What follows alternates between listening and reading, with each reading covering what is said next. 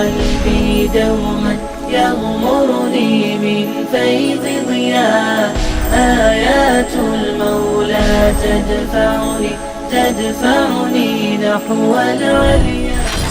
بسم اللہ الرحمن الرحیم. الم تر کیف فعل ربک باصحاب الفیل.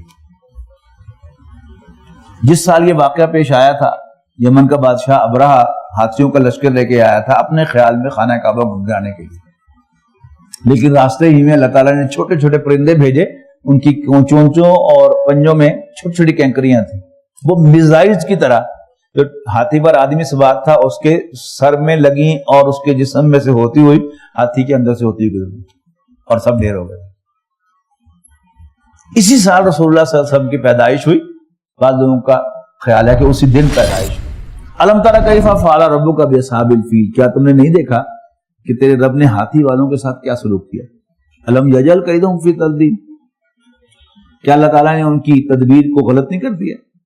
وارسل علیہم طیرا ابابیل. اور بھیجے ان پر پرندے جھنڈ کے جھنڈ. ترمیہم بحجارۃ. جو پھینکتے تھے ان پر پتھریاں کنکر کی. فجعلہم کعصف مأکول. پھر اللہ تعالیٰ نے بنا دیا ان کو کھائے ہوئے بھوسے کی مانند.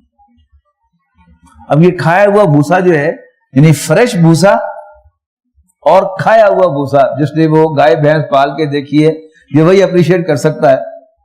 عام جو آدمی شہری آدمی شاید اس کو اپریشیٹ نہیں کر سکتا. بہت سے ڈفرنٹ اس میں جو فریشنس ہوتی ہے. لیکن ابھی عید آنے والی ہے تو شہر کے رہنے والا بھی اس کو نوٹ کریں.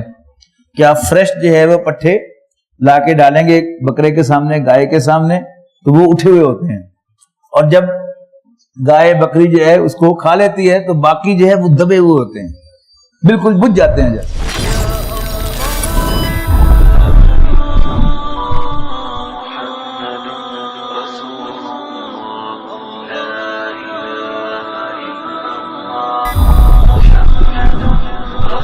يا الله